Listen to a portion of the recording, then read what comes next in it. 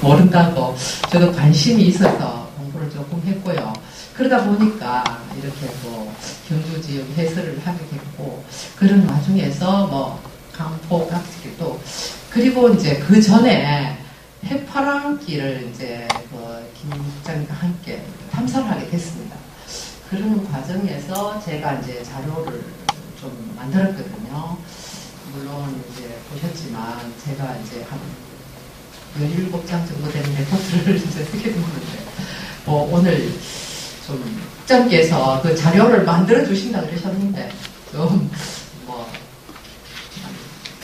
말이 좀 돼야 나온다 그러는데, 그 제가 했던 부분을 조금 이제 보기로 이렇게 했습니다. 보시면 여러분들 경주 분들이라서 해설하시는 분들은 아마 잘 아실 거예요. 공무대학 수준으로 잘 알고 계실 거고요. 그리고 이제 그 전에 이제 이 그 간포 지역도 마찬가지겠지만, 우리나라에서 보시면 굉장히 동쪽으로 치우쳐진 곳이 경주잖아요. 그래서 이제 삼국의 문화, 우리 고대 이제 역사가 여기 이제 신라에서 시작이 되는데요. 경주도 굉장히 동쪽으로 치우쳐져 있는 동네입니다. 그래서 고대 도시가 발달할 수 있었던 요인이 있었다고 그래요. 옛날에는 물론 이 경주 지역에 굉장히 보수적입니다. 그죠? 보수적이고 또 동쪽으로 치우쳐져 있고, 나중에 이제 신문왕 때 와서는 달구벌로 그죠? 이제 도시를 옮기려는 그런 의도도 있었지만 결국 여기 이제 정착을 하게 되는데, 그러는 과정에서 간포도 굉장히 중요한 역할을 하지 않았을까 이런 생각을 저는 가끔 해보기도 하는데요. 제가 이제 요 하기 전에 고고학적인 그런 현지에서 봉길리 이제 발굴 보고서를 보게 됐어요. 그랬더니 이 지역이 이제 신석기 시대부터 사람이 살았던 흔적이 이제 보여지더라고요. 이 봉길리 이제 그 원자력 부분 그쪽에 이제 그 조성을 하면서 아마 발굴을 했다고 이렇게 생각이 됩니다. 2002년 발굴된 자료에 의하면 여기 이제 신석기 시대부터 사람이 살았던 또 봉길리 쪽에 한 144기 정도의 그 무덤이 그죠? 이 고분이 나왔더라고요. 그리고 청동기 시대 집터라든가 이런 것도 나왔거든요. 그런 자리에서 보니까 그 신석기를 그러면 경주 지역에서도 구석기 유물은 거의 없어요. 신석기 시대부터 나오는데 보통 이제 빗살무늬 툭이라든가 아니면 이제 간석기, 마제석기라고 그래야 되나요? 그런 이제 부분도 나왔고요. 왜냐하면 신석기 시대는 이제 그 사람들이 바닷가 쪽에도 많이 살게 되거든요. 바닷가 쪽에 살면서 사람들이 아마 어로를 이렇게 행하면서 거기에서 먹을 거리라든가 이런 걸 많이 채취했던 것 같아요. 그래서 바닷가 쪽으로 사람들이 많이 살았다고 생각하시면 돼요. 그리고 이제 청동기 시대가 오면 이제 사람들이 이제 그 집단으로 모여 살게 되면서 농사를 짓게 돼요. 그러는 과정에서 농기구라든가 아니면 이제 그 농사를 지으면서 반달, 동칼이라든가 이런 게 나오는데요. 그러면서 이제 그 잉여 농산물이라 그래야 되나요? 보통 이제 우리가 이제 사람들이 자기가 힘 있는 사람들은 농사 잘 지을 수 있는 그런 여력이 있는 사람들, 또 재주가 있는 사람들은 농사를 지으면서 그래서 이제 내가 먹고 남을 만큼 농사를 그죠? 농사량이 많다든가 그런 경우가 생기면 그 힘 있는 사람이 그거를 이제 취하기 위해서 그죠? 어떻게 뺐으면 농사 짓지 않고도 그죠? 살 수 있는 길이 생기잖아요. 그러면서 잉여 농산물이 생기면서 사람들이 이제 뭐라 그래야 되나 탈취를 하게 되는 그런 경우가 되거든요. 그래서 힘을 과시하게 되는 그런 단계가 있더라고요. 그러면서 청동기 시대는 사람들이 굉장히 높은 곳에서 이렇게 생활을 하게 돼요. 왜냐하면 그 높은 곳에 올라가서 살게 되면 사람들이 그죠 자기를 보호할 수 있게 돼요. 왜냐하면 낮은 곳에 있으면 적이 그죠 나를 향해 들어오는지 안 들어오는지 알 수도 없잖아요. 그래서 높은 곳에다가 주거지를 마련하게 돼요. 청동기 시대 되면. 그래서 높은 구렁이라든가 이런 곳에서 생활을 하게 되는데 청동기 시대 이후로 보면 대체로 그죠 조금 구름이 형성이 되어 있습니다. 그래서 그런 부분을 실제적으로 그 이제 적지에서 볼 수가 있었고요. 그래서 아마 간포 지역에는 신석기 시대부터 사람이 살았다고 보여집니다. 그래서 뭐 해안가를 의시해서 그리고 이제 우리가 이제 신라의 역사에서 보면 신석기를 지나서 나중에 국가 형성되는 과정에서 원래 지난 뭐 12국이라 그래서 산업국 되기 전에 이제 그 마한 지난 변환 뭐 이렇게 이제 밑에 보면 그런 이제 지역 역사에서 보면 그죠 그런 지역이 나오는데 지난 12국 있었는데 그 아마 12국 중에 그죠 산업국이 그죠 좀 더 두각을 나타냈다고 보여지는데요. 그런 과정에서 우리 이제 신라 역사에서 보면 일대 왕은 방혁거세잖아, 그죠? 2대 뭐 남해, 차차홍, 3대, 우리 이사금 이렇게 나오는데 4대 석탈의 왕이 그죠? 우리 이제 관련이 있는 그죠? 지역에서 이렇게 등장을 하시게 되죠. 하선 지역에서 이제 등장을 하시는데 그 부분에서는 제가 자료를 조사를 못했어요. 그래서 석탈에는 본래는 그죠? 그 본래 하선 지역에 아진의선이라는 그런 노파가 계셨는데 그때 이제 그 배가 오는 걸 보고 안에 봤더니 그죠 이제 가시들이 많이 모여서 그다음에 그 배에서 이제 석탈이가 등장하게 되죠. 그래서 원래는 까치 자자에다가 앞에다 그죠 세 손자를 빼고 그다음에 이제 석씨를 성으로 했다 이렇게 나와 있죠. 그리고 그 하서 지역에는 지금 이제 그 석탈이와 묘비가 있죠, 그죠? 그래서 그 부분은 좀 이제 간과했는데요. 사실은 그 부분 조사를 제가 자료에서는 못 만들었습니다. 그리고 이제 석탈의 왕은 4대 왕으로 등장하게 되죠. 석탈의 왕은 원래는 토암산에 그죠 올라가서 자기가 살만한 땅이 없을까 하고 이렇게 두번 살피고 있었는데 저 멀리 양산 쪽에 보니까 소생달처럼 생긴 터가 하나 있었던 거예요. 거기 가보니까 이미 그저 그 호공이 살고 있었다. 호공이 살고 있어서 이 친구가 거기 이제 빼앗을 방법이 없을까 하고 그 전날 가서 숲과 숲도를 묻게 되죠, 그죠? 역사에서 보면 걷어놓고 그 이튿날 찾아가서 여기는 우리 조상들이 살던 터다 이렇게 얘기를 하죠. 이제 그래서 이제 옥신각신 하는 끝에 관가에 이르게 되죠. 그래서 관에서 당신이 주장하는 이유를 대라 이렇게 얘기했더니 땅을 퍼보면 압니다 이렇게 얘기하죠. 그래서 파봤더니 숲과 숲돌이 나오게 됩니다. 그래서 그 터를 석탈애가 차지하게 되죠, 그죠? 그 얘기는 이제 석탈애가 철기를 그죠 갖고 이제 신라에 등장한다고 보시면 돼요. 철기는 뭐예요? 철기는 우리가 농기구도 만들 수가 있고 그리고 이제 뭐 무기를 만들 수도 있고 굉장히 중요한 거예요, 그죠? 그래서 이제 석탈이가 차지하고 나서 이대 남해왕의 이제 남해왕이 생각을 해보니까 이 석탈이가 굉장히 깨가 많거든요. 그래서 그 남해왕이 그죠 자기 이제 막공주를 결혼을 시키게 돼요. 결혼을 시켜서 나중에 이제 자기가 이제 돌아가시기 전에 태자하고 이 석탈이를 불러놓고 너희 둘 중에 덕 있는 사람이 임금이 되라 이렇게 얘기를 해요. 그랬는데 이제 누가 덕 있는지 알 수가 없잖아요. 그래서 옛날부터 덕 있는 사람들은 이빨이 많다더라 이렇게 얘기를 하죠. 그러면서 이렇게 해요. 여러분 잘 알고 계시죠? 보겠습니까? 떡을 그죠? 깨물어 보면 우리가 이빨이 많은지 없는지 알 수가 있다 이렇게 얘기를 하죠. 아마 그때 당시에는 아마 떡이 그죠? 최고의 그 맛있는 음식 중에 하나가 아니었을까. 나 항상 그 떡에 대해서 많이 생각을 하게 되는데 그랬던 것 같아요. 그래서 떡을 깨물어 봤더니 이제 그 이대 남해왕의 태자가 이빨이 더 많았죠. 그래서 3대 이제 위왕이 되고 4대 석탈애가 되는데요. 석탈애는 본래 또 통뼈였다고도 얘기를 해요. 사람이 굉장히 컸답니다. 그래서 삼국 유사에 보면 어느 날도 토합산에서 사냥을 하다가 그리고 어떻게 돼요? 사냥을 하다가 이제 목이 말라서 그 이제 하인을 보고 물을 떠오게 하는데 그 하인이 물을 떠오다가 이제 그 석탈애가 안 보니까 슬쩍 자기가 먼저 마시게 되죠. 마셨더니 어떻게 됐습니까? 쪽발이 그죠? 붙어버려가지고 깜짝 놀라가지고 그대로 징징 울면서 석탈 앞에 가게 돼요. 석탈 앞에 갔더니 왜 그러냐 이렇게 물었더니 제가 석탈이 모르게 주인이 모르게 내가 물을 마셨더니 이제 입에 족발 뜯었습니다. 이렇게 얘기하죠. 그래서 다음부터 절대 안 그러겠다. 이렇게 약속을 하고 나서 입에서 이제 여기 떨어지게 되죠. 그래서 뭐 그 우물을 요내성이라 했다. 이런 내용이 있어요. 아마 그리고 토암산하고 또 석탈하고 또 관련이 많아요.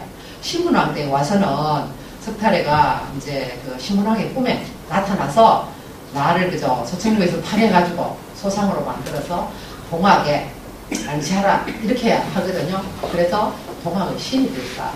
그래서 지금도 토암산 이 올라가면 사당터가 있다. 뭐 이런 내용이 사람이 있습니다. 실제로 그런 사당터가 있다. 저는 제가 이제 답사는 못 해봤지만 있다고 추정합니다. 그래서 아마 그리고 그때 그죠 먹었던 그 샘물이 뭐 그 석굴암의 석굴 밑에서 나오는 물이었다는 설도 있고요. 그리고 지금 가면 뭐 호수물이라고도 있거든요. 거기가 아니었을까 뭐 이런 추정되는 견해가 여러 견해가 있는 게 있습니다. 그래서 석파령왕하고 또 이제 이 간포 지역하고 또 관련이 있는 것 같고요. 특별히 또 간포 지역은 외국어 그죠 쉽게 들어올 수 있는 그런 곳이기도 하잖아요. 적으로부터 침입을 받게 되는. 그래서 역사에서 굉장히 중요한 곳으로 다뤄지기도 하고요. 그리고 옛날에는 보통 이제 사람이 살기 좋은 곳이요. 3가지 요인이 있다고 보여집니다. 우리가 사람 살려면 뭐가 필요할까요? 생각해 보셨습니까? 살려면 뭐가 필요하죠? 물하고요. 그리고요. 그리고 뭘까요? 농사를 지을 때도 수가 있어야 되고, 그리고 그 다음에 또 중요한 게 있는데 요즘 사람들은 그 부분에 대해서 굉장히 생각을 못 하시더라고요. 어떤 걸까요? 금인데요. 우리가 제일 중요한 금은 그죠? 역사에서 보면 신라의 그 왕족들이 다 성씨가 뭐예요? 김이죠, 그죠? 김은 뭘 상징하고 있죠? 골드를 상징한다, 그죠? 황금이죠? 그러니까 지금도 제일 중요한 게 황금, 그게 중요하죠, 그죠? 그 다음에 또 뭐예요? 그 다음 중요한 게 뭐예요? 금이 3가지가 아주 중요한 게 있다 그러거든요. 소금, 지금. 서삼 선생님 얘기하시는데, 뭐 소금 지금이 가장 중요해요. 근데 여기 간포 지역하고는 뭐가 관련이 있다고 생각을 하세요? 뭐가 관련이 있을까요? 금 중에. 예, 소금이에요. 고대 그 생활을 하는데 요즘은 너무 소금이 흔하기 때문에 소금 생각을 전혀 못 하거든요. 그런데 소금이 굉장히 중요한 요소였어요. 고대 이제 도시가 형성이 될 수 있었던 요인이요. 소금이 굉장히 중요해요, 사실은. 왜냐하면 얼마 전까 조선시대 그 초기만 했어도 연매시장 들어보셨죠? 시마다 다 연매시장이 있어요. 소금을 파는 곳이잖아요. 만약에 이제 야생 동물을 길들일 때도 그죠? 소금을 항상 그죠? 그 장소에 뭐 파이비라든지 거기 갖다 놓으면 그 짐승들도 사실 소금을 연골로 안 먹으면 안 되잖아요. 그쪽으로 온다고 해요. 그래서 이제 야생 동물을 길들이는데 아마 소금을 이용하지 않았을까 이렇게 추정이 됩니다. 그래서 염소 같은 경우, 야생 염소 같은 경우도 소금을 한 장소에 두면 거기에 항상 소금을 먹으러 온대요.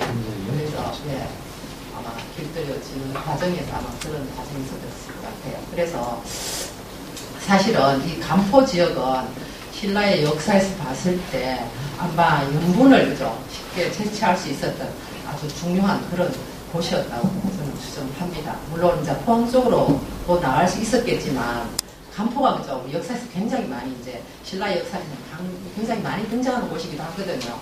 그래서 소금을 쉽게 채취할 수 있었고, 그리고 또 경주가 동쪽으로 치우쳐 있었지만 고대 도시가 발달해 있었던 그런 요인이요. 선상지가 발달했답니다. 우리가 이제 역사에서 지도에서 보면 동해구잖아요. 그럼 거기가 이제 뭐 호랑이의 그저 꼬리 부분인데 그쪽인데 이제 그 백두대간에서 흘러내려오는 그저 물이 있잖아요. 그러면서 토사가 흘러내려서 선상지가 발달을 했답니다. 그래서 경주 지역에서는 농농사가 굉장히 잘 됐대요. 그래서 선상지라는 뭐예요? 우리가 이제 만약에 홍수라든가 홍수가 지고 나면 물이 흘러내려서 다시 덮이잖아요.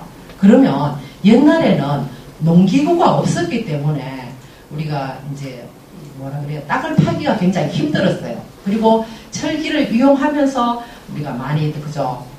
땅을 더 깊이 갈겠죠. 나중에 이제 또 논농사 그죠? 그 쟁기를 그죠? 사용함으로써 한 20-30cm 더 갈고요. 농사 지실 때 보면 지금은 이제 뭐 다른 그죠? 기구를 많이 사용하죠. 그래서 더 깊이 갈 수 있잖아요. 그렇게 함으로써 이제 이 뒤집을 수 있고 이렇게 해서 이제 농사가 잘 될 수 있었던 면이 있었다. 그래서 물론 이제 달구벌 쪽에서는 저기 뭐야 토질이 있잖아요. 굉장히 점토라 그래야 되나 딱딱해가지고 이걸 뒤집을 수 있는 그러니까 옛날에는 뭐 비료가 개발될 때도 아니고 이렇게 농사 짓기가 좀 힘들었답니다. 그래서 경주 지역이 단위 면적당 수확량이 좀 많았다고 해요. 그래서 이제 많은 사람이 살 수 있었다고 볼 수도 있어요. 그래서 그러는 과정에서 농사를 지어서 서로 뺏기고 하는 과정에서 이제 우리 도시가 발달할 수 있었던 그런 요인이 형성이 됐다 이렇게 보시면 돼요. 그리고 중요한 그죠 소금이 이 간포에서 나지 않았을까. 그래서 일찍부터 해안으로부터 들어오는 그죠 그런 아마 길이 빨리 발달했다고 이렇게 보여집니다. 그러는 과정에서 아마 간포하고 또 경주는 뗄래야 뗄 수 없는 그런 관계를 맺지 않았을까 이런 생각을 합니다. 그리고 외부들이 그죠 옛날에는 산을 넘고 오기는 참 힘들잖아요. 그래서 그렇기는 하지만 경주로 통하는 그죠 동해구가 있어서 쉽게 그죠 이렇게 시내 쪽으로 들어갈 수 있었다. 그래서 경주하고는 뗄 수 없는 그런 관계이기도 하고요. 그리고 옛날에는 이제 우리가 사찰이 이제 많이 형성이 되는데 옛날에는 군이 그죠 주둔하는 장소가 사실은 없어요.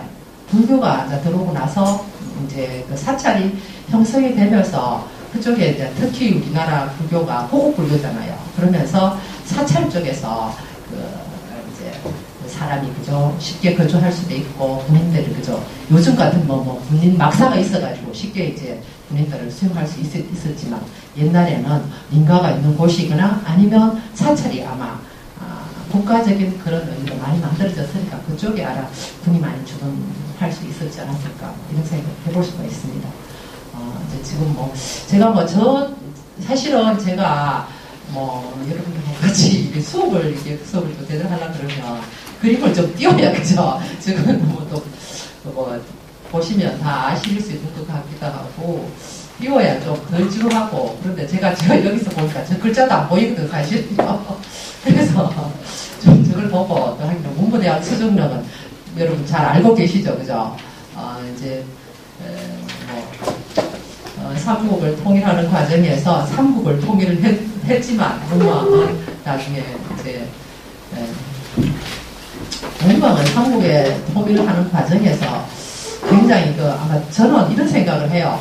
굉장히 철학적인 왕이지 않았을까 뭐 이런 생각을 많이 하거든요. 개인적으로는. 그래서 아마 자기의 그런 무덤도 없죠.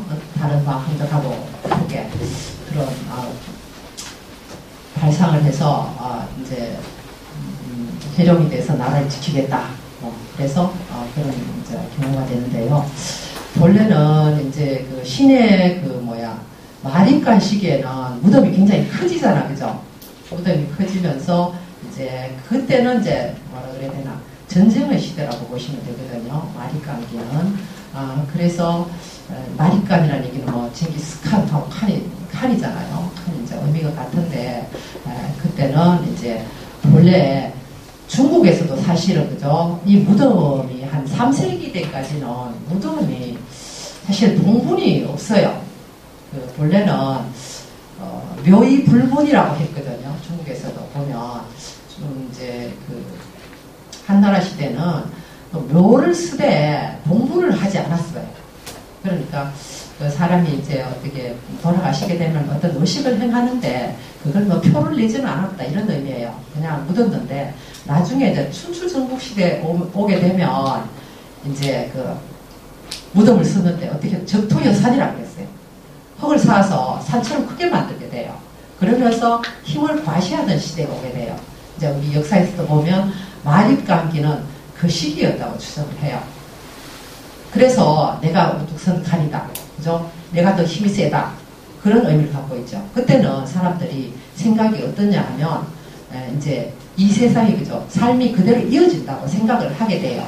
그래서 그 전에 그 마리깐 시기 이제 무덤들을 이렇게 발굴을 해보면, 제가 사실은 정자항 쪽에도 제가 이제 수업을 하면서 발굴을 이제 청동기 시대도 발굴을 하고, 발굴을 제가 몇 번 했었거든요.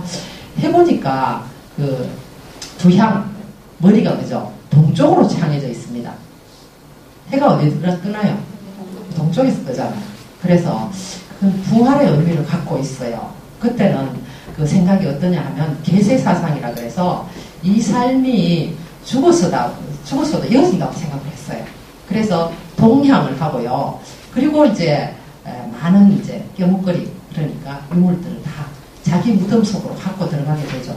생활을 그대로 해야 되니까 소치라든가 특히 그죠? 소치만 다리미 별게 다 주전자 이런 게 다 들어가죠. 실제로 사용했던 용기들을 다 넣고, 그리고 이제 우리가 돈이라고 생각할 수 있는 철괴라든가 그죠? 이런 걸 이제 묻게 되거든요. 다 갖고 가거든요. 그거는 지금 생각하면 금괴하고 똑같아요.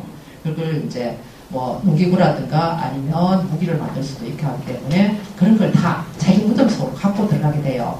우리가 이제 삼국의 문화에서 보면 가야 지역의 그런 이제 무덤들이요. 하고 이제 신라 지역의 무덤하고 가장 껴묵거리를 부장을 많이 해요.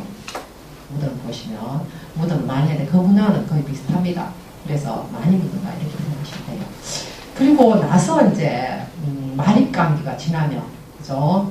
다음에 와서는 이제 지정왕 때 와서 이제 마립감기가 끝나죠. 지정마립간 지정왕이라고 이제 쓰게 되는데, 그러면서 이제 사로국에서 이제 신라로 이제 형성이 되죠. 덕업일신하고 사방을 망라했다 해서 덕업일신 신을 따고 이제 사방을 망라했다 신라 지정왕 때 와서 국호를 정하게 되거든요. 그런 과정에서 이제 법흥왕 때 오면 다른 사상이 그죠? 이제 신라 지역을 지배하게 돼요. 그러면서 어떤 사상이 들어오죠? 법흥왕 때 와서 이제 불교가 공인이 됩니다. 그렇죠? 법흥왕 527년에 그죠? 이차돈이 순교하면서 이제 불교가 공인이 되는데요. 그러는 과정에서 다른 사상이 이제 신라 지역 전역을 지배하게 된다 이렇게 생각하는데, 다른 사상이 뭐죠? 다른 생각. 불교의 사상은 뭐예요? 삶이 그대로 이어지는 게 아니라 세상은 윤회한다. 윤회 사상이 들어오게 되죠. 그죠? 그래서 그 윤회하는 세상에서는 내가 무덤 속에 만약에 문무왕처럼 해룡이 돼서 그죠? 바다에 이제 나를 지키겠다고 갔다면 그 큰 무덤이 필요가 없게 되잖아요. 그죠? 필요가 없게 되면서 이제 그 마립간 시대 그 많이 묻었던 그런 용을 묻질 않고 박장을 해요. 적게 묻습니다. 그러면 그게 그죠? 그 적게 묻고 나머지 그 에너지가 있잖아요. 그런 것들은 불상을 만드는데, 그리고 또 그 절을 만드는 데로 옮겨가게 돼요. 그 에너지가 옮겨가게 됩니다. 그러면서 이제 우리가 대표적으로 이제 그 해룡이 된 그죠? 짐승이 된 분이 그죠? 문무왕이죠, 그죠? 세계에서 유래가기도 하고요. 그 시대는 아마 그분은 전쟁을 통해서 사람들이 그 명별하는 걸 너무 많이 봐오고 아마 그러는 과정에서 아마 사유를 많이 했을 것 같아요. 그래서 아마 바다에 그죠? 지금 문무왕릉이 이제 보이는데요. 바다에 이제 용이 되겠다 이렇게 하는데, 그러는 과정에서 사실은 또 우리가 만파 식전하고 관련이 있기도 한데, 삼국을 통일하면서 화랑이라든가 그런 분들이 많은 활동을 하고 그러는 과정에서 결국은 전쟁이 끝났다고 보면 사람들의 그런 뭐라 그래야 되나 사업을 위한 도구라든가 아니면 그런 힘은 필요가 없게 되잖아요. 그래서 나중에 와서 682년에는 북한을 설치하거든요. 그러면서 이제 무에서 문으로 이렇게 이제 바뀌게 되는데요. 정치적인 상황이 바뀌게 되는데, 그러면서 나중에 그 이제 역사에서 보면, 문무왕의 장인인 김홍돌이 난을 일으키게 되죠. 난을 일으키면서, 나중에 이제 그 장인이잖아요. 그래서 이제, 나중에 이제 부인도 결국은 패비가 되죠. 그러면서 다른 부인을 세우게 돼요. 그러면서 정치사에서는 굉장히 중요한 전환기를 맞게 된다. 보시면 이제 문왕은 특별히 이제 또 그리고 그때가 아마 그 힘들이 그죠. 이제 그 전쟁을 하고 이제 난 후에 힘들이 굉장히 어디로 갈 방향을 못 잡았던 것 같아요. 그래서 아마 그 김홍돌이 자기도 왕이 될 수 있던 어떤 힘으로 그죠. 그런 시대가 오게 되는데 여기서는 이제 방향 전환을 하는 과정에서 아마 이제 만파식적인 등장을 하게 되는데요. 지금 한번 볼까요? 만파식적은 뭐예요? 이제 만 가지 파도를 잠재우는 필이다 이런 의미죠. 그래서 그 만파식적은 누가 내려줍니까? 그 도리천에 그죠? 33천이라 도리천은 33천이라 그러잖아요. 그래서 33천의 주인이 된 신이 된 김유신하고 그리고 이제 해룡이 된 문무왕께서 그죠? 두 분께서 합쳐서 그죠? 흑옥대와 그죠? 만파식적을 내려주게 되죠. 사실은.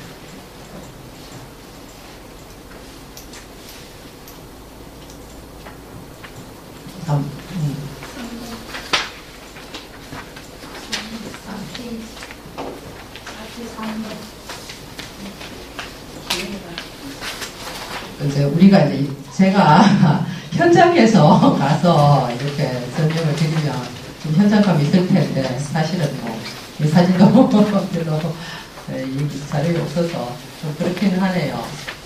나중에 이제 본래는 문무왕께서 이제 본래 절을 짓다가 돌아가시게 되죠. 그래서 그 다음 왕인 신문왕께서 그 절을 그저 국왕의 은혜에 감사한다는 것으로 감은사라고 이렇게 이름을 바꾸게 되죠. 본래 감은사는 사실은 우리가 절은 보면 보통 이제 그 앞에 남문이 있어요. 남문이 있고 나중에 중문, 나중에 양쪽으로 이제 감은사에는 양쪽에 상탑이 있죠. 탑이 있고 가운데는 석등이 있고요.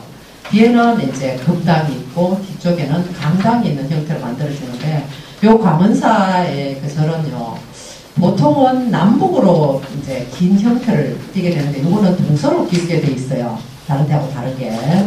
그리고 여러분들이 이제 특히 이제 우리가 주목하는 게 이제 지금 남아있는 유구들이 감은사 탑이잖아요.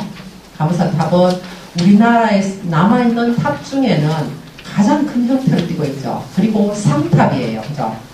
그 탑의 기원에 대해서 제가 잠시 말씀드리겠습니다. 탑은 그죠? 안에 사리가 있잖아. 그죠? 그래서 탑은 기원은 부처님께서 이제 인도에서 열반에 들게 되죠. 그런 과정에서 인도법으로 그 화장을 하게 돼요. 그럼 뭐가 남아요? 살이, 뼈가 남죠. 그랬는데 이제 그러는 과정에서 여러 나라에서 부처님의 사리를 갖고 가기 위해서 모이게 됩니다. 그래서 일촉즉발 다 갖고 가기 위해서 사업을 할 지경에 이르게 됩니다.